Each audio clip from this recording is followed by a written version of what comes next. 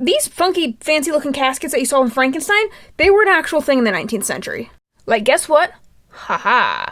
Now, these fancy little caskets here were technically named the metallic burial cases. They were patented by a guy named Almond Dunbar Fisk in November of 1848, and they were made of cast iron. Now, Mr. Fisk knew his way around cast iron. However, the catalyst for the creation of these rather interesting-looking coffins was his brother William dying in the spring of 1844. Now, he died in Mississippi, and his family plot was up in New York, and Mr. Fisk was like, how the hell are we going to get him back in one piece?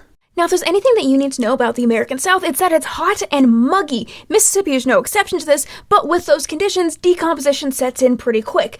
Now, another thing is that embalming did exist. However, this is about 20 years prior to the Civil War when embalming became widespread because there would be massive amounts of soldiers dying far off from home and they need to be transported back to their families. Utilizing his knowledge of airtight stoves and boilers, Frisk created the cast iron anthropoid airtight caskets, which naturally preserved the remains inside, but also made it easier to both safely and sanitarily move them across long distances.